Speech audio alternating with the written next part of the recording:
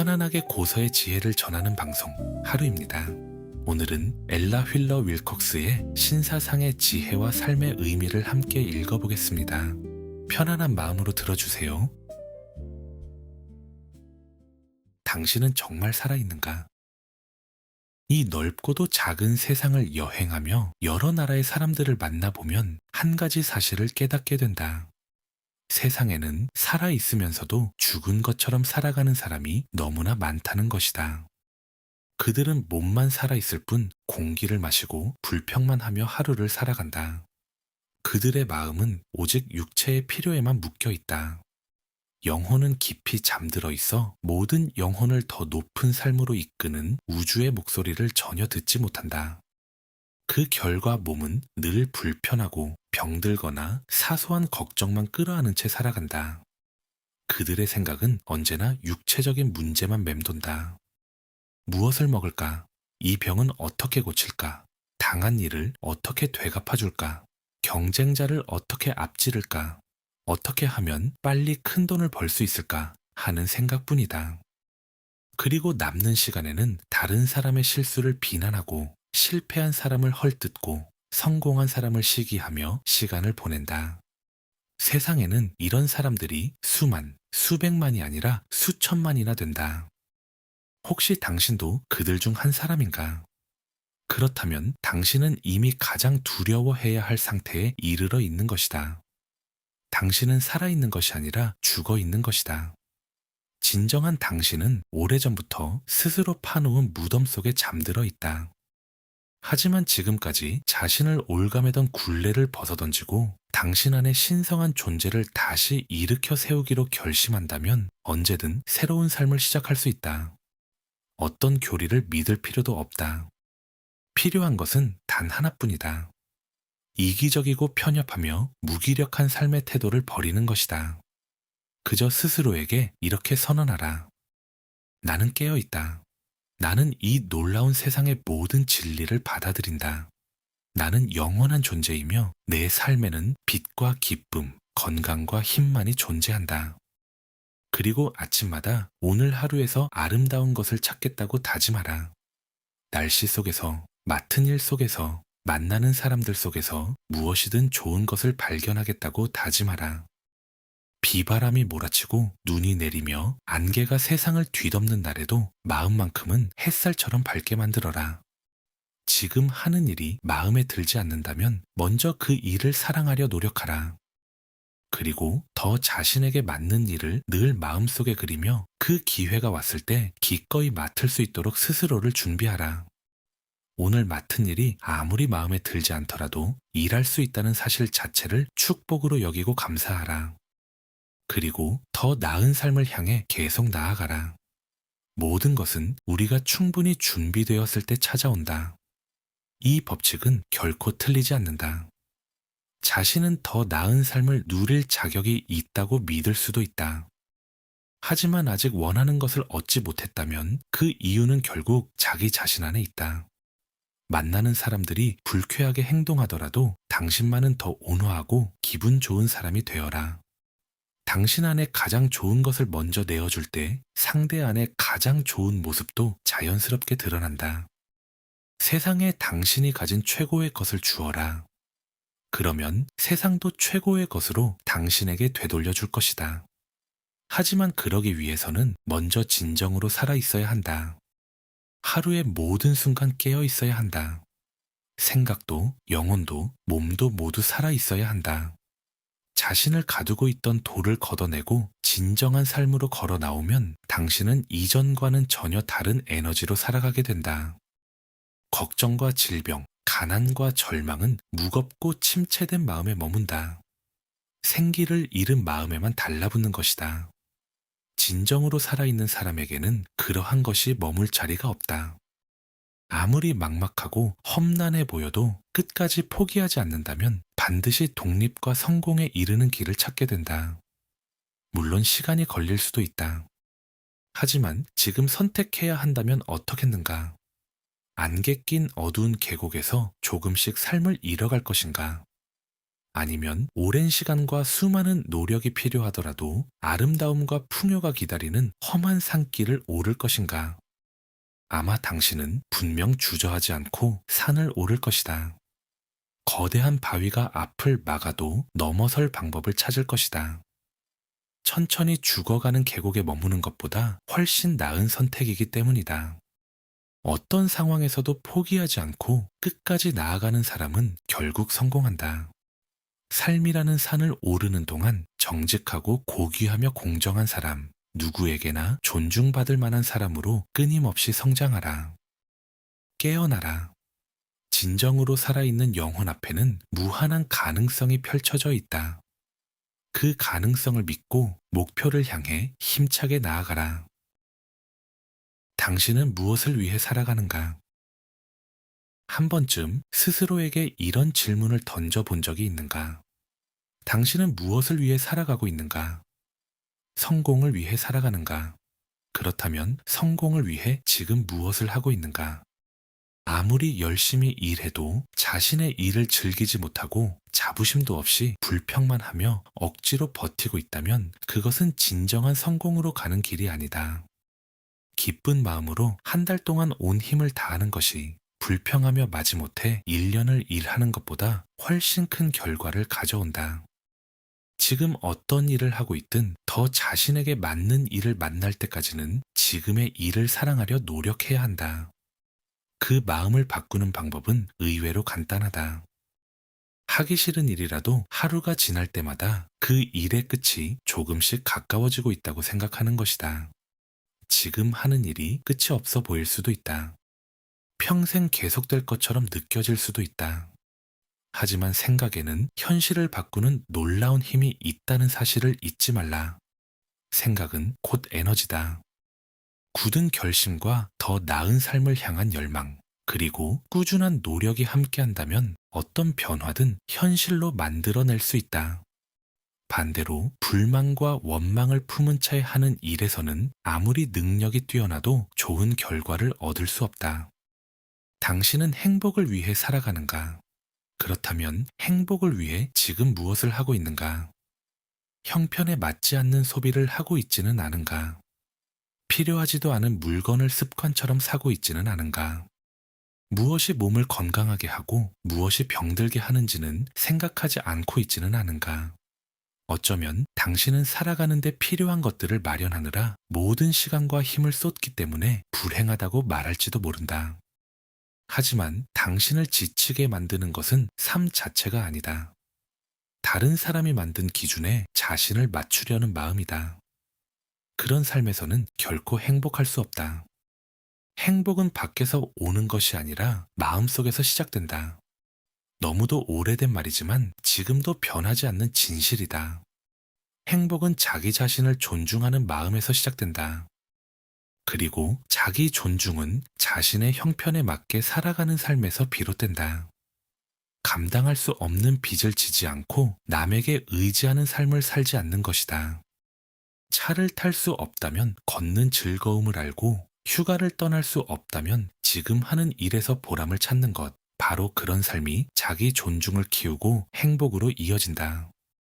행복은 살아있다는 사실 자체가 얼마나 큰 축복인지 깨닫는 데 있다. 물질적인 조건을 모두 내려놓고 삶 자체가 하나의 축복이라는 사실을 깨닫기 전에는 진정한 행복을 알 수 없다. 엄청난 부자들의 이름을 몇 명 떠올려 보라. 그리고 그들의 가족을 끊임없이 따라다녔던 스캔들과 비극도 함께 떠올려 보라. 행복은 결국 인격 위에 세워진다. 그리고 인격은 세상에서 가장 가난한 사람도 스스로 쌓아갈 수 있다.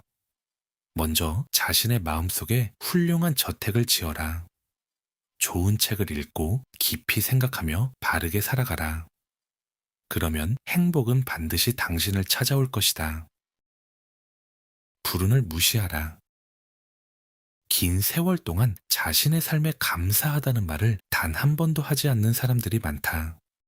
그들은 다른 사람의 행운은 부러워하면서도 자신의 불운만 끊임없이 한탄한다. 이런 마음가짐은 결국 더 큰 불운을 불러온다. 앉아서 자신의 문제와 불행을 하나씩 세기 시작하는 순간 그것들은 점점 더 늘어난다. 반대로 아무리 작은 일이라도 감사하기 시작하면 감사할 이유는 끝없이 늘어난다. 불운에서 벗어나는 첫걸음은 삶에서 일어난 모든 일의 책임을 스스로 받아들이는 것이다. 그리고 이렇게 말하는 것이다. 어떤 이유에서든 나는 이 시련을 스스로 끌어들였을 것이다. 어떤 이유에서든 지금의 내게 꼭 필요한 경험이었을 것이다.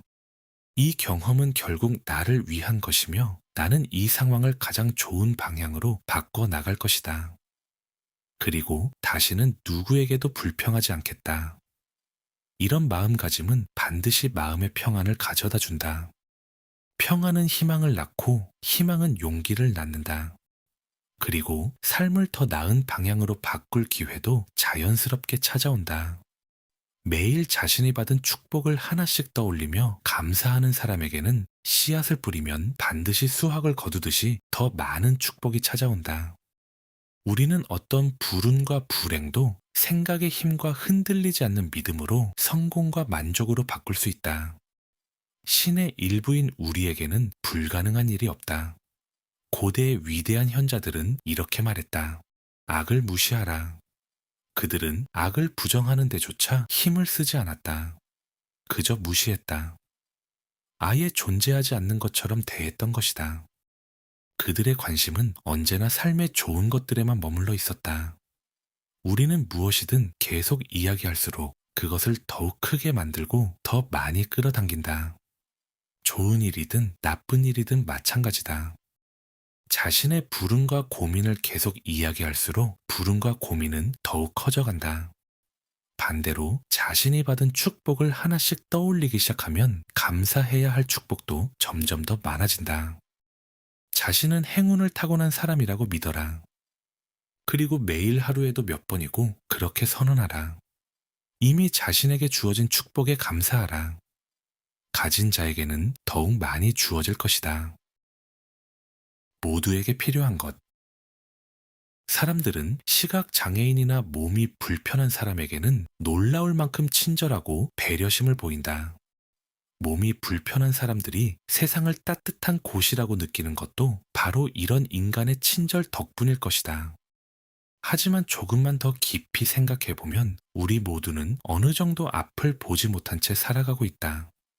잘못된 길을 가는 사람은 모두 눈먼 사람이다. 누구도 처음부터 잘못된 길을 가고 싶어서 그렇게 되는 것은 아니기 때문이다. 세상에서 가장 이기적이며 가장 악한 사람조차 결국은 보지 못하기 때문에 그렇게 행동한다. 그러니 그런 사람을 볼 때도 길을 지팡이로 더듬는 시각장애인을 바라보듯이 생각해보라. 그들에게도 같은 연민을 품고 올바른 길을 찾도록 돕고 싶은 마음을 가져라. 그렇게 하면 당신의 마음은 이전과는 전혀 다른 모습으로 변하기 시작할 것이다. 그리고 세상을 더 온화하게 만드는 사람이 될 것이다. 누군가를 진심으로 공감하는 마음은 영적으로 성숙해지는 첫걸음이며 모든 인간을 하나로 이어주는 다리가 된다. 사람들의 어리석음과 이기심, 잘못된 행동을 보며 화를 내고 혐오하기보다 먼저 안타까운 마음을 가져라. 그것이 누군가를 진정으로 도울 수 있는 첫걸음이다. 우리 대부분은 다른 사람에게는 화를 내고 실망하면서도 자기 자신에게는 지나칠 만큼 연민을 쏟는다. 그것은 연민을 가장 잘못 사용하는 방식이다. 자기 자신을 불쌍히 여기지 말라. 연민은 인간의 마음을 들여다보는 창이다. 하지만 그 창을 자기 자신에게만 향하게 해서는 안 된다. 사실 우리 모두는 누군가의 목발이 필요하다. 따뜻한 말 한마디가 필요하고 다정한 눈길 하나가 필요하며 올바른 길로 이끌어줄 손길이 필요하다. 그런데도 우리는 서로를 밀어내고 부딪히고 비웃고 비난하며 살아간다. 보이지 않는 상처를 알아보지 못하기 때문이다. 바쁜 일상 속에서도 가끔은 이 사실을 떠올려 보라. 연민을 육체적으로 불편한 사람에게만 남겨두지 말라.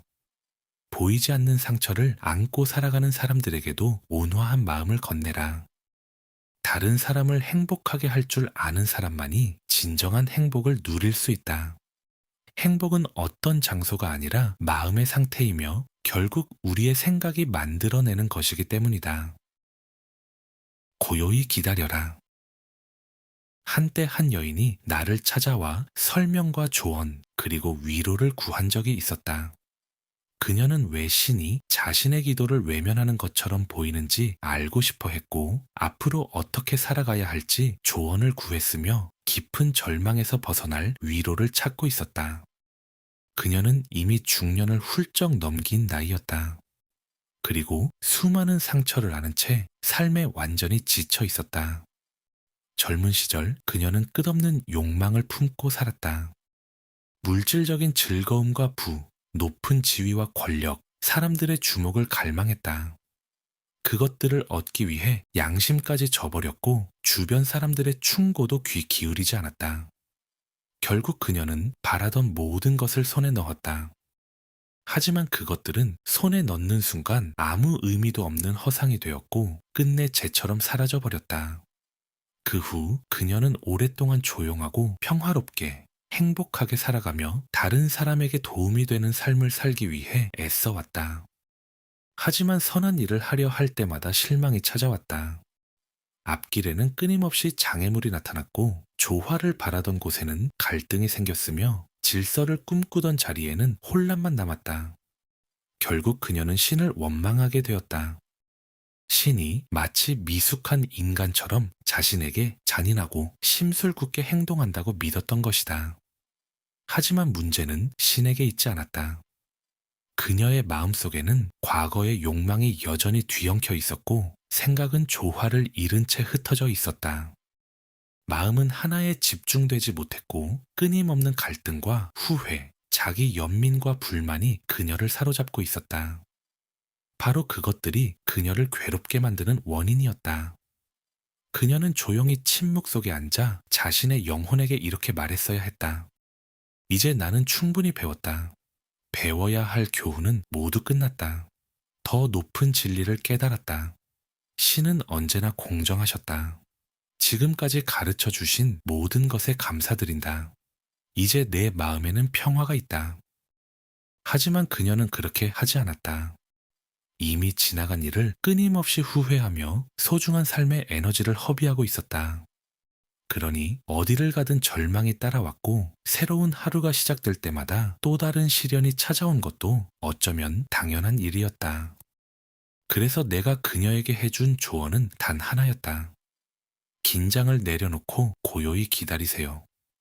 잘못된 욕망과 그릇된 야망으로 삶을 어지럽히고 행복을 무너뜨렸다면 다시 질서를 되찾기 위해서는 먼저 내면을 고요하게 만드는 법부터 배워야 한다.